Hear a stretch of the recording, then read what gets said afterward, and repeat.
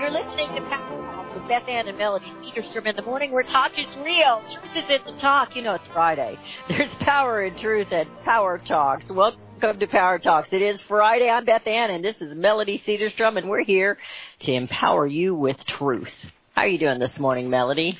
Well, didn't you give me the day off today, Beth? Did not. It's Friday? I did not. Oh, darn. You have the day off after this hour. Oh, darn. Well, then I have to go to work. As if I had power. As if I had any power to tell you what to do. Oh, my. Yes, we're going into the last of the lazy, hazy days of summer. And it seems like it has cooled off. I think we've had a very cool summer here on the East Coast in Maryland. And the days are, next week we're like in the 70s, and that's just odd for, still being in August. I don't know how Missouri was, but for the summer. We had one morning this week that it was already down in the 50s. I don't like that. I'm more of a warm weather person. And the nights and the days are getting shorter. I drove back from Lebanon, Missouri last night. I got home about 8 o'clock, I think it was, and it's already starting to get dark. And we're definitely heading into fall, which I love fall, but it's short. And fall just means winter, and I'm not a winter person.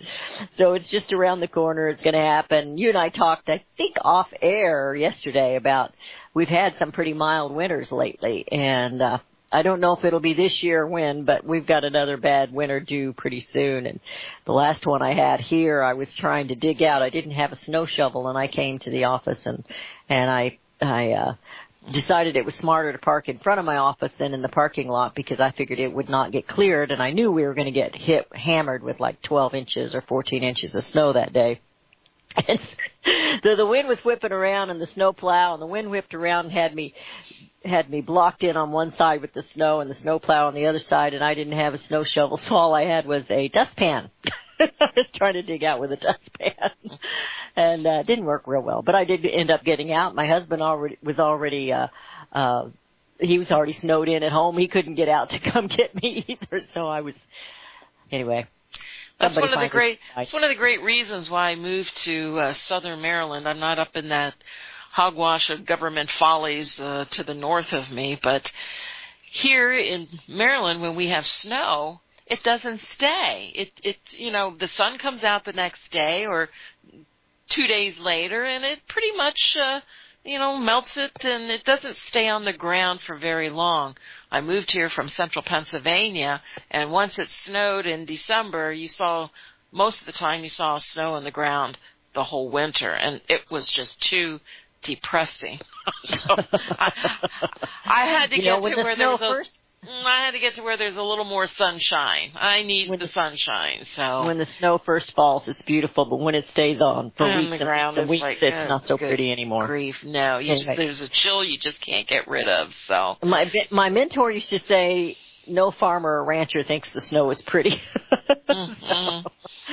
Anyway, that's not our news today. We surely have some news. We just were talking about the weather. It is going into a Friday to a weekend. We hope everyone has a great weekend in store and don't have to work too hard. We'll have to work a little bit, but gonna take a little time off to rest. Well, I don't know if I do have a little bit of financial news if we'd like to start there. Absolutely. Well, everyone knows that the top central bankers are in Wyoming at Jackson Hole for their economic symposium. And supposedly where major policy decisions are sometimes announced, we have Janet Yellen. I believe she's going to have some sort of a speech today. And, it's just I don't know if they accomplish anything, but it's just the elite getting together, and I would think that Mr. Trump's will probably be on the agenda to see how these, how these bankers can get around him and so forth. But although these central bankers are certainly, along with multinational corporations, Goldman Sachs, they love Mr. Trump. So we'll see if anything comes out of, Jackson Hole. I think it's just a matter of they'd like to get together and try to rule the world. But it'll be interesting to see if Janet Yellen says anything special today, which I highly doubt. A couple of other things going on. We used to talk about Germany wanting their gold back, and it would have to get over a long period of time for them to get their $31 billion in gold from New York and Paris. Only the New York was hesitating. Well, it seems to me that they did get their gold back. It has been returned, and everything was all accounted for. Well, now you're going to have to believe that, because I believe one of the biggest scandals in the world ever, in the history of the world, will be the lack of gold thereof when it comes to the financial crisis. And you have all these government central banks come out and say, well, we have no gold, and we released it, but we still carry the number on our books like we did have it. And I think it will be one of the biggest scandals and scams ever done to the countries, to the people of here in the States and around the world. So I just found it odd that they wanted to come out and say, oh, it's all accounted for. 743 tons, in fact. So I thought that was kind of, I thought it was kind of interesting. Does it mean anything? Well, it just, it means Germany wanted their gold back. They got it back, and gold is going to be very important in our future. So if you don't have gold, you're interested in purchasing gold, or you want to add to your gold holdings, give us a call at 1-800-375-4188. And I have to apologize. Videos on my computer, sometimes they just pop up and start talking, and it's just so annoying. They do that on a lot of the websites, and it is annoying. But it's really, I don't know how that happens, but it does. They get planted on those websites. But give her a call at 1-800-375-4188, because we know where you can get gold and silver. Well, it's very annoying when that pops up, because it just takes your complete, It drags my computer down. My computer won't do other things. Well, I'm trying to find where they're talking, so it shuts it off, so you kind of lose your spot. Right. So anyway, again, it's a great time to be buying gold and silver. And we have gold up today, 170 at 1,288. Silver's up 2 pennies today, 1707. Platinum was down 1 today at 981. And we have palladium up $1 at $937. Seems like the markets are on a tear today. You have the Dow up over 100 points today. So although gold has actually done better than the S&P this year. Gold is up for the year around 12%, and the S&P, I believe, is only up about 9%. So all the hoopla about these stock markets making record highs this year, gold has actually outperformed the S&P this year. So, don't listen to the naysayers for gold and silver. It's very important, and certainly a way to preserve your purchasing power. We all know they want inflation, and once that infrastructure building gets going, we'll have more inflation than most people will appreciate if they don't have gold. I have a question about pennies. I know, Guy, that he does get the gold and silver as well, but he saves pennies, and of course not all pennies are copper anymore. What is the year going back? Do you know of when copper was actually in the pennies? Well, they started really changing coinage over in the 60s, and, copper just began to, become more and more expensive as, they use copper for plumbing and everything else, and we saw the growth in this country. But, penny is a penny, and even if you get pennies with copper in it, when you go to, if you take it to a refinery so they can extract the copper out of it and so forth, you're only going to get paid a penny. So is it the only thing that has its own value? But I'll tell you, penny? Well, it's the same. People will say, you have people buying. Now you can go and they'll make copper rounds. They'll make them look like a silver eagle or something like that, and they charge $umpteen for it. It's like, right. No, folks, you're a hobbyist if you do that. I don't believe that's going to preserve your purchasing power like gold and silver is going to. So it's very important to determine what your objective is. If you're just a hobbyist, that's great. You can go out and buy all kinds of little things and so forth. But I wouldn't count on that as being a way to preserve your purchasing power, looking at it as an investment. So the pennies, he's just saving pennies, and the pennies that actually had copper stopped back in the 60s. Is that what you're saying? I'm not sure of exact. Okay. I mean, I really don't do anything in pennies. Okay. But I'll tell you what, if I'm walking down the street and I see a penny on the ground, I pick it up.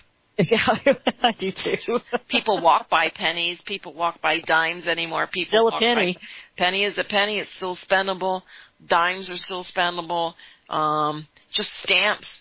I remember you can go into post offices, and sometimes when you buy the stamps from the machines, in order to give you your exact amount that you're buying, they'll have like a penny stamp or something. People leave them behind. It's like, hey, it's a penny. Right. Has our currency been so devalued that we don't even bother with pennies, dimes, and nickels anymore? Quarters. It's I pick them up. I do too. And I'm not superstitious, so I don't care whether it's heads or tails. I just pick it up. I do too. So it's going to spend either way. But speaking of pennies, there's this story that was going out about over the Secret Service, and that President Donald Trump is depleting the Secret Service funds because of his frequent travels. And this is claiming to be, this is fake news. This is coming from the WorldNet Daily, and they spoke to an ex-Secret Service agent, and he debunks this fake news about Trump. He said that's fake. He says it contains former Secret Service agent Dan Bongino. I've met him. He's really a nice guy. And he's arguing the story that the Secret Service depletes the funds to pay agents because of Trump's frequent travels and large families, and leaves the reader with the false impression that Trump is bilking taxpayers. The story quotes Secret Service Director Randolph Tex Alice, I guess. His last name is Alles, saying that more than 1,000 agents have already hit the federally mandated caps for salary and overtime allowances that were meant for last year. But it says the president has a large family and our responsibility is required in law. I can't change that. I have no flexibility. But Bongino, and he was writing for the Conservative Review, said that the reason the Secret Service is forced to work its agents on unsustainable overtime and travel schedules has little to do with the size of Trump's family. He said the portfolio of protectees expanded dramatically after September 11 attacks during the George W. Bush administration. He says it also has little to do with the travel schedule. Barack Obama kept a heavy travel schedule throughout most of his presidency, and we all know that to be true. And he says it was everything to do with the Secret Service unsustainable and growing portfolio of responsibilities outside the protection of the sphere. So he says it really hasn't got anything to do with what Donald Trump is doing, what President Trump and his family is doing and traveling, but all about how things are set up right now and have been changed since September 11. I thought that was interesting. And the media wonders why nobody trusts them. That was coming from USA Today. That fake news was Donald Trump and his family haven't traveled any more than President Barack Obama. And really they haven't. This last was supposedly a vacation, but it really wasn't a vacation. He was working the entire time, and so was she. I want to say something when we come back about that a little bit.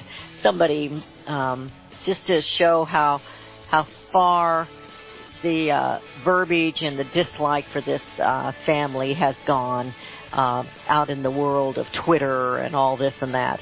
But we're heading into a break. Your calls are welcome at 717-300-1218. That's 717-300-1218. And Melody and Beth Ann will be right back.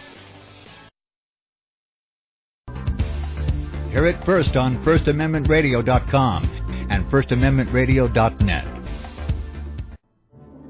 The book of Revelation says, the spirit of prophecy is the testimony of Jesus Christ. This is at the very heart of FirstAmendmentRadio.com. In that spirit, we have created the Prophecy Reality News app for all of your mobile devices, streaming First Amendment Radio 24 hours a day, 7 days a week. Available for your Apple, Android device, and smartphone, absolutely free. Get the Prophecy Reality News app installed today so you can listen to First Amendment Radio wherever you are. The Prophecy Reality News app. Get it now.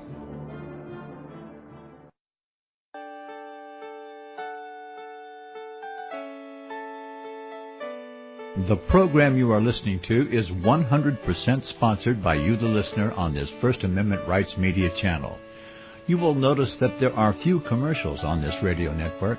There's a good reason for that. Corporate advertising dollars come with strings that limit program content. So without your help, these programs cannot continue on internet or our several affiliates. If you benefit by the educational law programs, we ask you to give. If you are admonished or nurtured by the Bible and ministry programs, we ask you to give. If some voice a cause that you are passionate about, we ask you to give. If you believe in any of these, we ask you to support them as you would a missionary on a continual basis, as if giving a tithe for missionary radio.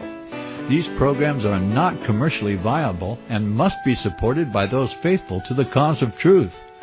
Look for the button to sponsor your favorite programs at our listen and schedule pages on the internet.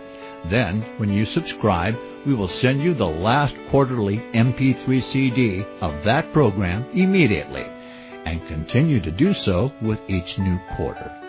We will also give you unlimited archive access to all of our programs. We're asking you to give much less than a tithe, so that you may also send support directly to a particular program host, cause, and anywhere else the Spirit may lead you.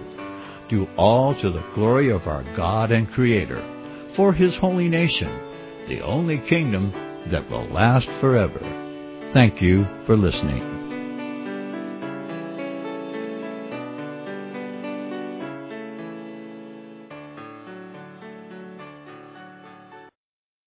You're listening to FirstAmendmentRadio.com worldwide. Freedom is never free. We need your support today at FirstAmendmentRadio.com. As we have returned, you're listening to Power Talks with Beth Ann and Melody in the morning. And when we were going into the break, I was talking a little bit about Donald Trump's family and their traveling. And when I was on Twitter the other day, I guess it was a big story. I didn't see it, but I thought this guy was a little bit out there, but he was complaining about how barren Trump dresses, that he needs to start dressing like the president's son. And I was telling Melody during the break that James Woods went after him and told him he needed to quit picking on an 11-year-old. I don't think it, I raised 5 sons. Of course, I wasn't president of the United States, but I didn't see how this young man dressed badly. But the thing you're all thankful I wasn't president of the United States, but well, what I said during break, I said his T-shirt, and it was shorts, probably costs more than what most people make in a day.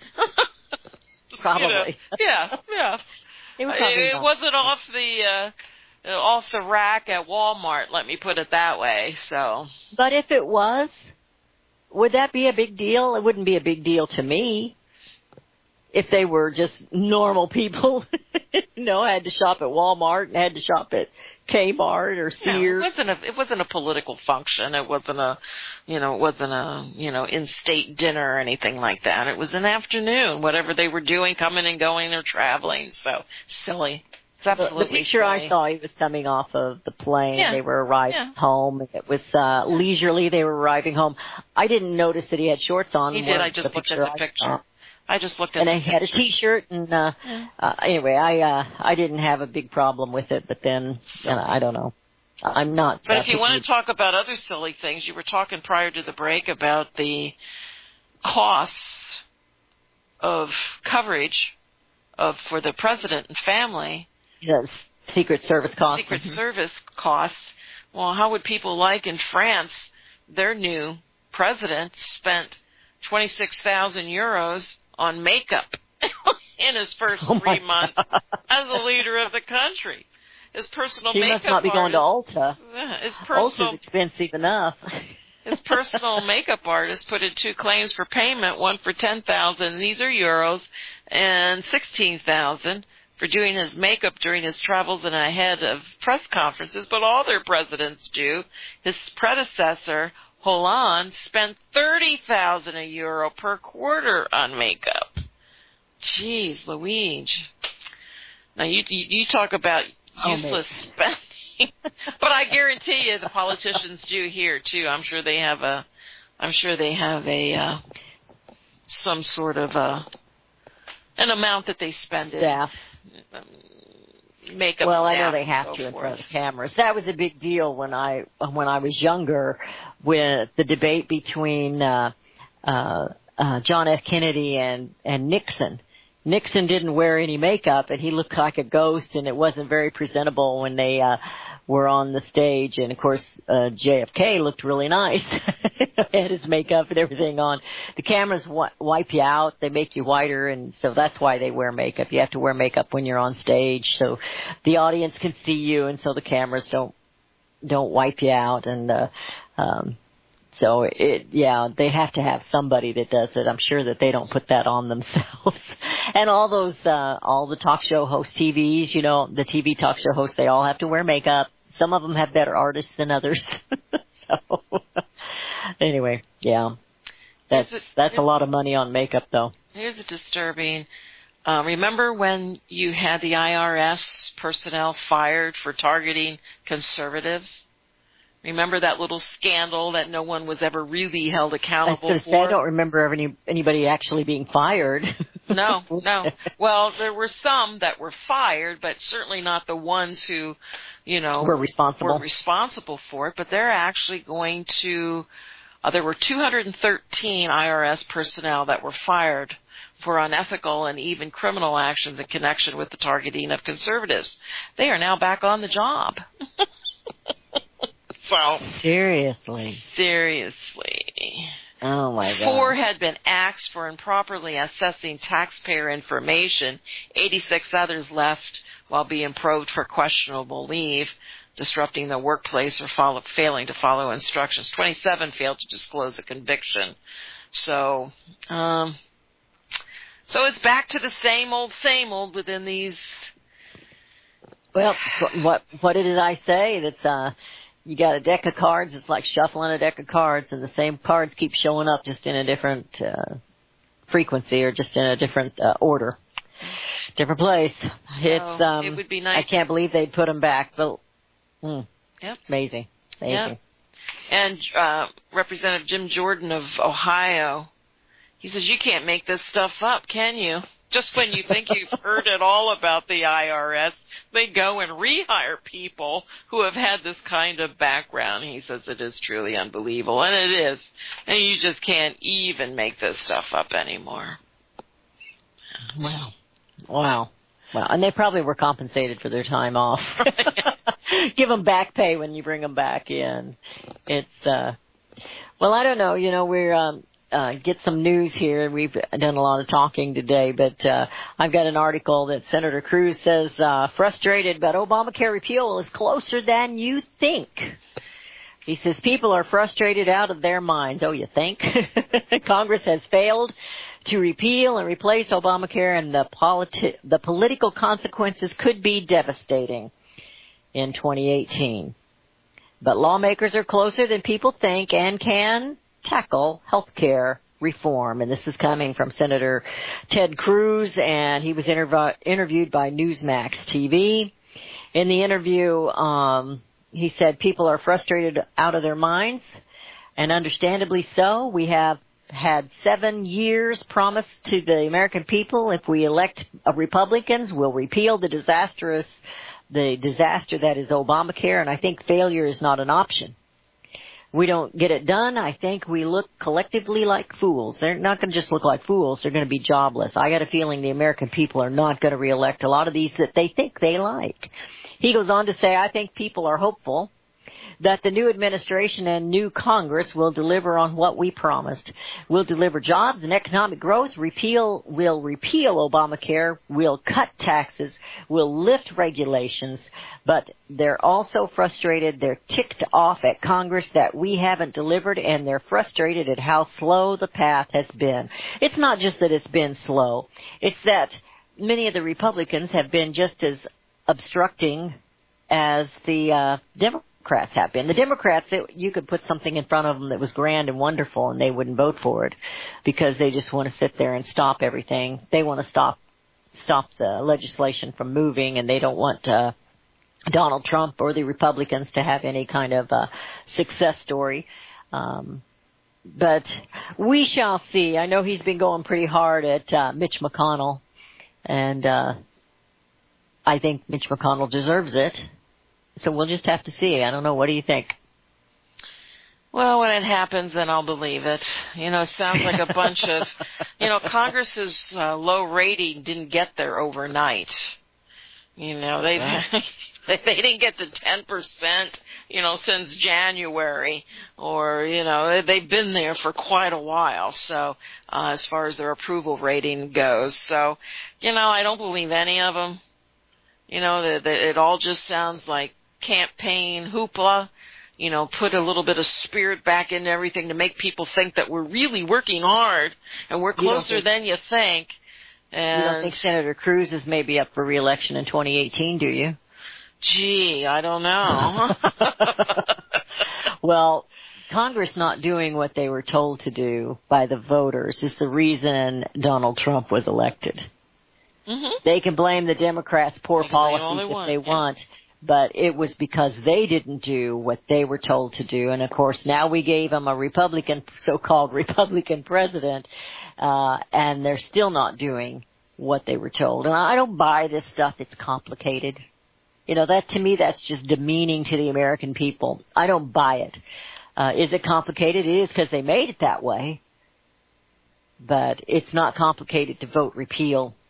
And I don't care for them to replace it, but I know you and I feel the same about that. I don't want national health care. What's complicated is to repeal it without collapsing the insurance industry. That's what they can't do. So they have to make sure that the insurance companies still get their little subsidies, but, just in a different manner so that the general populace out there doesn't really know what they're doing and still really don't know what they're paying for. And that's the whole problem. That's the irritation, is nobody knows what they're really paying for. I had an email from one of my listeners from my other program, Financial Survival, and he was telling me about the Obamacare in his state of Iowa. And the one company that provides insurance coverage in 2008, for 2018, is asking the state of Iowa for an average increase of 57%. My insurance went up 60% last year, so here's Iowa, guys. Who knows what they went up last year? And they gave this example of a 55-year-old couple making $65,000 a year could pay as much as $33,000 annually for health care premiums. And then you think about these couples, these families who still have to cover a teenage, heck, you have to cover your kids until you're 27, until they're 26, 27. I mean, so if they don't pay for the insurance, if they can't afford the insurance, I mean, they could be wiped out financially if either one of them has a major illness, even with both of them working. I mean, the problems need to be addressed. Why is healthcare so expensive? There's so much corruption and fraud in the industry. You're taking care of, and yeah, I get the idea. There's not enough money coming in for the people that are signing up on Medicaid and so forth. I mean, it's like they want, and I think that's part of their one-payer system, get everybody in Medicaid, then they'll just turn that, that's what I think they're doing. Bernie Sanders already has a program. I think, I don't know if he introduced it, but he has one to introduce a single-payer system. Right. So and so does Elizabeth Warren, or she mentioned it. I don't know if she has one or she's just going along with Bernie Sanders. But She has one too. That's what they want. That's the socialist way. That's what they want. That's the socialist way, and that's what they want. That's what they're after. There's too many middlemen, and there's too much corruption going on, and insurance companies have a lot to do with that, and that's why insurance is expensive. You want to cut the dollars, the cost, you cut out the middleman, and that's what that was that I went to last weekend. Free Market Medical Association. These are doctors and insurance companies that are going around the government. Some of these doctors don't take insurance, so you actually, you can compare prices. You shop. And, but anyway, it was very interesting. I didn't go to all the meetings. There's no way to go to all the, conferences, all the talks in every one of the rooms, but it was very interesting, and a lot of them that came to my table when they walked by and go around the government. Just, whatever they do up in D.C., just let's go the other direction. If you possibly can. This has been their agenda for a very long time, ever since they introduced, I was in the insurance business when they were introducing the HMOs and the PPOs, and HMOs, I thought that's got to be the worst thing that they could have ever created, but people loved it. Hey, I only have to pay $5 to go to the doctor, no more. Yeah. And it's just like, no, man, they're setting you up.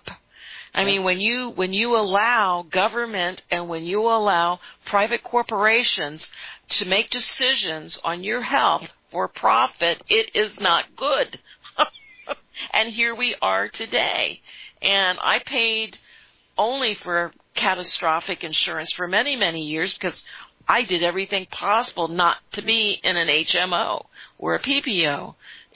But they force you into it. They eventually canceled my catastrophic insurance, and I was paying a boatload for it because they don't offer it anymore. But I just resisted for as long as I could. I wasn't going to let them get me. And well, I was in the medical field. They just eliminated totally. I was in the medical field when that hit. So was I. And yeah. It was confusing to the patients, especially the elderly patients, and I know I've said that before here, and I've said that on my show numerous times. The governor that signed that bill for all the state workers, when he put them on that new insurance plan, he waltzes into the clinic where I work. That's the doctor he saw to have his lab work done, and he was no longer, according to the insurance that he signed, he could no longer have his lab work done there. The doctors ate that one, but he didn't come back the next time. He had to go to the, I don't remember which lab he had to go to. Boyce and Bynum, I think he had to go to Boyce and Bynum. And so he signed this paper. He had no clue what he was signing. He didn't know. So here waltzes in the governor with his little Secret Service guy back there with his shades on and his black suit. He waltzes in there, and my boss she told me, the governor's coming today and I need to talk to him. I said, okay. So I had to let her know. Yeah, it's, but so this has been in the plans, it's been in the works, it's been an agenda to get to the one-payer system. You just don't create this system like Obama did and present it to the people overnight. They had it well in the works. I mean, everybody remembers when Hillary did it and so forth and failed, and it's all part of the same program. And, again, by design, they want control. It's all about profit. Once hospitals started to have stockholders, you're done. And, well, and it goes back to that useful idiots. I'm trying to find that. I usually have it right here on my studio desk. And one of the very first things there is to control the health care. And of course, I'm not going to find it here looking in a hurry for it, is to control the health care. And, if you control the health care, you control the people. So that's one thing with the useful idiots. And, people may want to ignore that, but they need to pay attention to what some of these things are that are happening and go back and read Sal Alinsky and the useful idiots and exactly what they think of when they're trying to manipulate your life. I can't find it right here off the top of my head. I'll try and find it during the break because I'm shuffling papers around making noise. It's all for profit. It's all for profit. It's all for control. Control, profit. The education, the health care. And population control. Population, taxes about the wealth and the poverty. The poverty is by design. It's by design. Yeah, the more poor you have, the better control you have of them, and then turning the poor against those who have money, those who are wealthy. It's all by design. They've taken all incentives out for people to go out there and really, if you lose your job, you get on benefits. They take away incentives. The system wasn't designed. I get helping people as they go through different cycles in their life and so forth, but the programs are designed so they stay in that position, so where they can't come out and continue to support themselves. It's designed to keep them there under the power of the government. And, all of those programs need to be eliminated, just not Obamacare. They do not want you, here it is, beware of useful idiots. It's on my computer as well. The number one, these are the 8, the 8 points. These are the 8 things you need to do to create a socialistic state. And the very first one is health care. Control health care, and you control the people. And the second one is poverty. Increase the poverty level as high as possible. Poor people are easier to control and will not fight back if you are providing everything for them to live. Number 3 is debt, Melody. Increase the debt to an unsustainable level that way you are able to increase taxes, and this will produce, guess what, more poverty. The next one is gun control. We can go into that. The next one is welfare. Take control of every aspect of their lives, their food, their housing, their income, education, religion. It says here, class welfare. And we have been seeing that. Class welfare, to divide the people, put them one against the other. And, it goes on and on and on. And these were the 8 points. And this is what Saul Alinsky wrote in his book, and Rules for Radicals.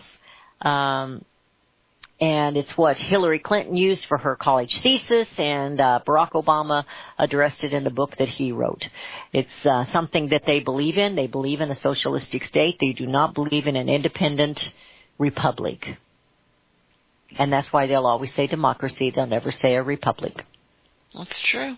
And you never hear them usher that word. You never hear that word coming out of their mouth. Not coming out of any Democrat's mouth, and very few Republicans. Very few Republicans, too. They don't like that constitutional republic because they know that it's not a living, breathing document. It is a contract. Mm-hmm. It is a contract between we the people and the elected officials, and they are to abide by that contract, which they are not doing. They are not doing it. So, anyway, back to Senator Cruz. He says it's closer than we think that it's going to come. Dershowitz has come out. He's been a very strong figure. I wouldn't necessarily call him a Trump supporter, but he's kind of watching and exposing some of the things that are going on, which, I'm not necessarily a Dershowitz fan, but he's not a Republican. But he says he's talking about the pardon that Sheriff Joe more than likely will receive from the president. And he goes on in this little short article, which is also from Newsmax, about it being a good thing and that Trump has every legal right to do so. And, of course, we know that. Presidents are always pardoning somebody. He has the right to look at all the facts, and he thinks it's political, then he obviously should issue a pardon. And I think it was political what happened to Sheriff Joe. The man's in his 80s, and I met with him one time. Yeah, he's 85. I met with him one time at one of the CSPOA conferences with Sheriff Richard Mack. And I met with Joe Arpaio, and he was a very interesting guy. And I walked in there with my yellow pad and a pen, and here these other people were with all kinds of recording devices and everything. And he says, "What's this?" And I go, "I'm supposed to interview you." And he goes, "And you're going to use that?" And I said, "Yeah." And he sat down right in front of me. But he said, they try to call him a racist for what he does. And he has grandchildren that are of color because they have adopted. He said, I love my grandchildren. And he said, I love all my grandchildren. And I just thought he was a very interesting, very sincere man. Tough guy. Wouldn't want to cross him, but I thought he was. I don't know. I loved it when I lived in Arizona and he had those tents, for the prisoners, and put them in pink underwear. When they fed them bologna sandwiches. It's like, what's wrong with that? And even people on the right, conservative people, think that's wrong. And it's like, maybe we've been a little too gentle on the prison population. I certainly don't mean they need to be beaten or anything like that, but you know what? What incentives do they have? Take away the incentives of going there. They get fed well. I know someone who went more than once, and he said, it's not that bad in prison. Yeah. Okay, I'm not going to go there. Our prisons, compared to other prisons around the world, our prisons are, and it's not the Ritz, but they're Super 8. Well, they are. Some of them are. Some of them are. So, I mean, they've got gymnasiums, weight rooms. They've got libraries, which is okay. They can take courses. They can take legal courses, and they know how to do the things that they do and get away with it. But Sheriff Joe, when I was at that conference, they always give away, when he's there, they always give away an autographed pair of the pink underwear. He autographs them. They have. Yeah, but you know what? But there's nothing wrong there wasn't anything wrong what he was doing. I don't think, in my mind. Again, you take the incentive away from wanting to go into prisons, and maybe our crimes, would actually be decreased. And so, people didn't like bologna sandwiches. Did he fry it? I like fried bologna sandwiches. We're going into a break. We're going into a break. Your calls are welcome at 717-300-1218. That's 717-300-1218. A couple of movies that are, one movie and then another movie star that I want to talk about when we come back. You're listening to Power Talks with Melody and Beth Ann in the morning. And the number to call is 717-300-1218. And Melody and Beth Ann will be right back. You're listening to FirstAmendmentRadio.com worldwide. Freedom is never free. We need your support today at FirstAmendmentRadio.com. Visit crosstheborder.org, CROSS, crosstheborder.org, to get your print, EPUB, or PDF version of Nicholas Arthur's new book titled When the Third Temple is Built. That's crosstheborder.org. When it comes to prophecy today, much of the evangelical Christian world has their eyes on Israel, waiting and watching to see when the third temple will begin to be built. The plans are drawn. The Jewish people are eager. Most evangelical Christians today believe that the rapture will happen before the third temple is built. Hi, I'm Michael Eugene. I was taught that Daniel's 70th week was in the future. Is that really what the Bible teaches? Have we searched the Scriptures and found this to be true? Why is it so important for a reestablished Israel to build a third temple in Jerusalem? Is it necessary to build a temple on the same location already occupied by the Dome of the Rock? Is it necessary for sacrifices to take place in the temple on Temple Mount? Is there really a rapture followed by 7 years of tribulation? What is the New Testament temple? Can we identify history and prophecy? Who is the first beast in Revelation chapter 13? Who are the 7 kings in Revelation 17? I have asked all these questions, and I have found Nicholas Arthur's new book, When the Third Temple is Built, answers all these questions and more using Scripture to interpret Scripture. The Bible says that no prophecy of Scripture is of any private interpretation. Nicholas shows us in his new book, When the Third Temple is Built, how the Bible interprets prophecy and not man's private interpretation. Visit crosstheborder.org, CROSS, crosstheborder.org, to get your print, EPUB, or PDF version of Nicholas Arthur's new book titled When the Third Temple is Built. That's crosstheborder.org. Since the beginning of time, kings have sought it, nations have fought for it. It has been traded, it has been borrowed, it has been purchased, it has been stolen. There's a reason for it. To secure the blessings of liberty to ourselves and to our posterity. Invest with the security of gold and silver. Call Discount Gold and Silver Trading at 1-800-375-4188 or visit discountgoldandsilvertrading.net. Listen to Financial Survival with your host, Melody Cedarstrom, right here on FirstAmendmentRadio.com at 4 p.m. Eastern or 1 p.m. Pacific Time. Visit discountgoldandsilvertrading.net or call Discount Gold and Silver Trading at 1-800-375-4188. Toll free, 1-800-375-4188. We have returned. You're listening to Power Talks with Beth Ann and Melody in the morning, and we were just talking on the break that we've just kind of been yakking and talking today, and you should have joined us at 717-300-1218. We're both ready for a weekend. We're ready to get away from all this stuff and just put it aside for the weekend, aren't we, Melody? Absolutely. I was reading here, and Wonder Woman was a big hit at the theaters this summer. I did not get to go see it. I have some family that did and absolutely loved it. It was a big hit. But the director, James Cameron, he's sparked an uproar out on social media because this was yesterday, because he says that Wonder Woman is a step backwards for female characters. Now, if you read this article on him, and this actually article came from Breitbart, and it's written by, I can't pronounce that name, Daniel Nussbaum. And basically what they're saying is she's portrayed to be beautiful and strong. And apparently you can't be both.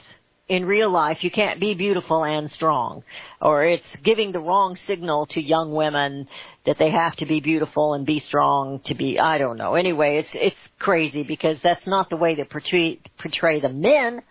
The men in the movies, the leading man is usually handsome and strong, depending on what character they're playing. And so, the feminists came out and they were upset with the movie immediately, because she was beautiful. Once again, Hollywood's portraying a woman as beautiful and perfect. She had a perfect figure. Well, she didn't really have the perfect figure. They used a green screen over her belly because she was pregnant when she was filming this, and they claimed that she was white. Well, she's Israeli. She's not really white. And, it just goes on and on. These feminists have some crazy perceived idea, and of course, was it last week or week before last where we were talking about Judd, when she was all upset because somebody at the airport called her sweetie and told her she had a nice outfit. Yeah, that usually ruins my day when I get compliments like that. She went on like a 20-minute tear on Facebook in a self-made video about how offended she was over that. Of course, she's a known feminist, stood up and read that filthy story and talked about being nasty women. And they are nasty because they can't stand anyone else that doesn't see things their way. And I don't know. I wanted to see Wonder Woman, but I didn't get an opportunity to go do that. So I'll have to see it when it comes out on DVD. Well, I'm not a Wonder Woman fan, but one of my clients just wrote me a letter, and he says he listed all the things that I do. He says, "You are Wonder Woman." So I didn't have to see the movie. But, it's interesting. You are the movie. It's amazing, Hollywood, and we were talking during the break also, the last movie I saw was Hidden Figures, and it was about a group of African-American women who worked for NASA. Oh, I did hear that. Yeah, I never and before John Glenn orbited the Earth, or Neil Armstrong walked on the moon, there was a group of female mathematicians known as human computers, and they used pencils and slide rules, adding machines, and calculators to calculate the numbers that would launch rockets and astronauts into space. And in fact, I believe it was John Glenn who wouldn't go on his one mission until she had this one woman who would actually run the numbers. He was waiting on her confirmation. So I asked Hollywood, why did you wait so long to make a movie about these women that were black and I was going to say, had they were black such women. an incredible impact? They're geniuses. But yet you waited for how long to acknowledge these women? And the hypocrisy of Hollywood, yes. because of what they do to look beautiful, to embrace that. And I mean, they have all kinds of plastic surgeries, and they do this and they do that, and then they want to complain. The feminists want to complain. And how many of those? I mean, Judd, she's not a movie star, and she complains about the feminists and looking nice. Don't be telling me I look nice, you know. By the way, everybody, it's okay if you open my door. I'm okay with that, and I'm okay if you tell me I have a nice hair day. Just don't lie to me. No, it's okay to lie to me. I never have a nice hair. That's why I do radio. No, I'm just kidding. Yeah. But no, I mean, you're Wonder Woman. You have to have nice hair days. I do. So again, it's if I didn't know about these women that worked for NASA. I didn't either. And I don't know why the schools don't teach them. I don't know why we didn't hear about it sooner. Their trials and tribulations, as they were certainly at that time, they were never recognized, and they did have issues. This was during the civil rights movement, they had their bathrooms, their separate bathrooms, and so if you haven't seen the movie, go see it, Hidden Figures, or read the book. I got the book. You got the book too? I got the book too, also. Yes. And it makes you want to know more about these women and what their careers were like after that. And really incredible stories. The actress that played Wonder Woman this time. Are you still on Wonder Woman? I am still on Wonder Woman. I'm getting to something. Okay. Because she's overcome many things. I mean, she is, first of all, that was her second pregnancy. So she embraced family as well as career, and that bothers feminists. And she's overcome a lot of things in her life. She is Israeli, like I said earlier, and she was a real live, what was her name, Ziva, that was on NCIS. This woman was the real live Ziva. She did do that in her life. And she's moved on. She's become this actress, and of course now she's being ridiculed because she's beautiful and doesn't embrace the feminist side. But so many of the actors and actresses that don't get accolades and recognized for what they achieve, and one of those is Lou Ferrigno. He played the Incredible Hulk. If you remember in the series on TV, he played the Incredible Hulk. He's deaf. Basically, he's deaf. His speech sounds like, he doesn't quite understand or hear, but he does speak. And he has embraced and he's come above and beyond his I've lost my mind, well, I can't think of the word, but he's overcome his deafness and he's overcome a lot of things in his life. Disability, that's what I was trying to think of. And that wasn't a disability to him. And so he embraced bodybuilding, and he does that, and he's an appointee now.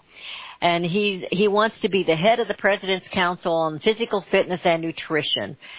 He's embraced that. He says, I have been corresponding with President Trump because I want to change America and make America healthy again. And he said, I am a top choice for them, and I feel I am the best candidate for that. Nobody can surpass what I do, especially the life I have lived and what I have overcome and my passion for bodybuilding and fitness. And so he wants to be the head of that council, and he's working toward that. And I think,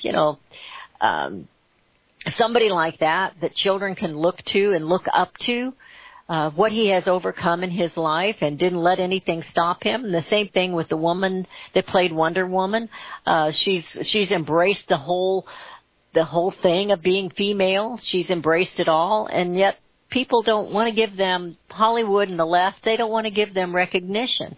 Yeah, I'm sure that Ferrigno now will be called racist if he has anything to do with Donald Trump.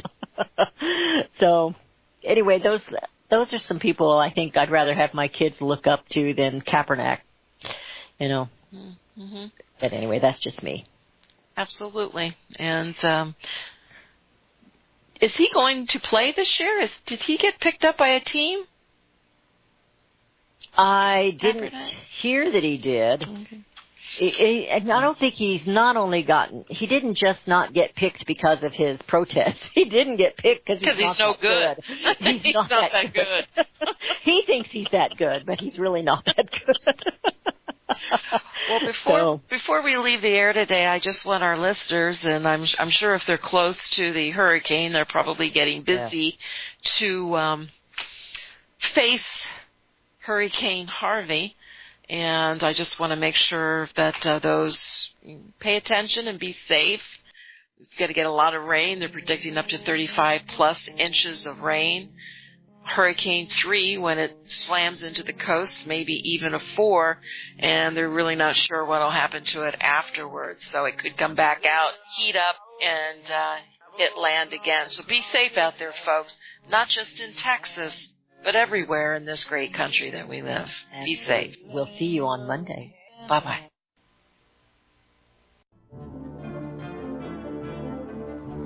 Visit crosstheborder.org, CROSS, crosstheborder.org, to get your print, EPUB, or PDF version of Nicholas Arthur's new book titled When the Third Temple is Built. That's crosstheborder.org. When it comes to prophecy today, much of the evangelical Christian world has their eyes on Israel, waiting and watching to see when the third temple will begin to be built. The plans are drawn, the Jewish people are eager. Most evangelical Christians today believe that the rapture will happen before the third temple is built. Hi, I'm Michael Eugene. I was taught that Daniel's 70th week was in the future. Is that really what the Bible teaches? Have we searched the scriptures and found this to be true? Why is it so important for a re-established Israel to build a third temple in Jerusalem? Is it necessary to build a temple on the same location already occupied by the Dome of the Rock? Is it necessary for sacrifices to take place in the temple on Temple Mount? Is there really a rapture followed by 7 years of tribulation? What is the New Testament temple? Can we identify history and prophecy? Who is the first beast in Revelation chapter 13? Who are the 7 kings in Revelation 17? I have asked all these questions, and I have found Nicholas Arthur's new book, When the Third Temple is Built, answers all these questions and more using Scripture to interpret Scripture. The Bible says that no prophecy of Scripture is of any private interpretation. Nicholas shows us in his new book, When the Third Temple is Built, how the Bible interprets prophecy and not man's private interpretation. Visit crosstheborder.org, CROSS, crosstheborder.org, to get your print, EPUB, or PDF version of Nicholas Arthur's new book titled When the Third Temple is Built. That's crosstheborder.org.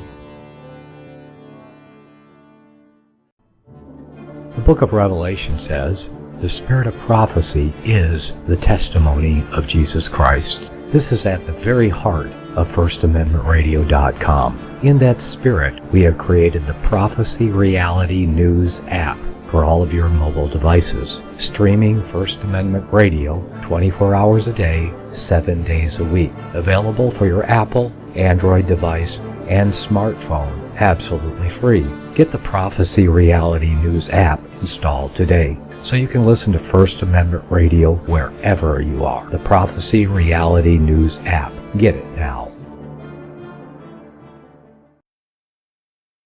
Since the beginning of time, kings have sought it, nations have fought for it. It has been traded, it has been borrowed, it has been purchased, it has been stolen. There's a reason for it. To secure the blessings of liberty to ourselves and to our posterity.